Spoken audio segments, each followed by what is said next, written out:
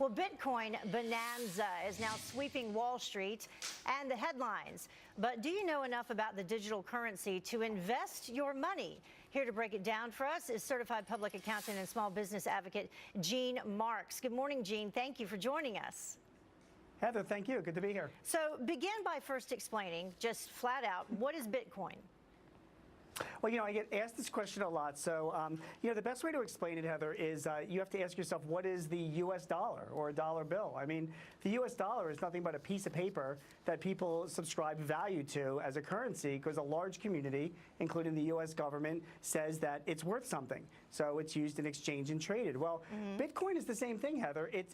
Imagine it as an electronic piece of paper that a community, an ever-growing community, says, yes, this has value. If I have some of this, I'll trade you some of this back for it again. It's no different than anything else that we've bartered or traded over thousands of years of history. As long as a community of people say there's value in it, then there's value in it. And that community, the community of people is growing. We can show you some of the big companies who are actually using Bitcoin at this point: Expedia, Microsoft, PayPal, the Dish Network, Overstock.com, and that's just some of them. So you expect this to continue to grow?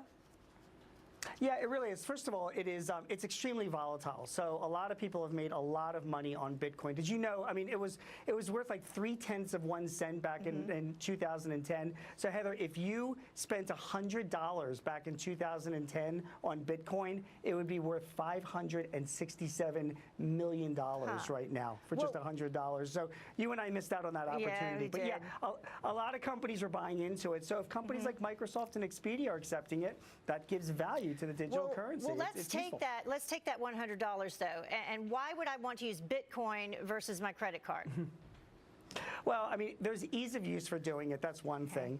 It is quite secure, and we can talk about that, but also it's anonymous. I mean, Bitcoin became very, very popular because it can't be tracked or traced. So a lot of people like those anonymous transactions online, sometimes not for the best of reasons, but because obviously you could be invisible. The other thing is some small business owners, I recently wrote about a company in New York, a restaurant that's accepting Bitcoin now to save on credit card fees. Well, that makes sense. All free. Yeah. So for a lot of small business owners, that's a big benefit to them. What about the possibility of getting hacked? Could Bitcoin get hacked? Well, for starters, if anyone tells you that anything online is 100% safe, they're completely lying to you, right? So, but Bitcoin itself, it's pretty secure. It uses a technology called blockchain. Every transaction has to be validated multiple times. It's a limited amount. It's part of a ledger. It's all good, but you got to be aware of a couple things. Number one is your Bitcoins are stored in what's called a digital wallet. You can buy Bitcoin on exchanges like Coinbase or Square for Cash, but it gets saved online. So those digital wallets, there is a potential they could be hacked. You know what the biggest cause of concern that I have for it is that it's a very volatile market.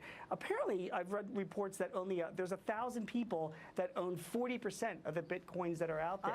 So if you have the potential for some large investors, because it's unregulated, to buy a bunch of this currency, they can manipulate it, and that's just as bad as being hacked as well. A lot of people heard a couple words you said there. Manipulated is not a good one for sure. All right. Scary. Thank you so much, Gene. I appreciate you joining us this morning to try and explain it. See you later. Have a good day. You got it. Have a good one.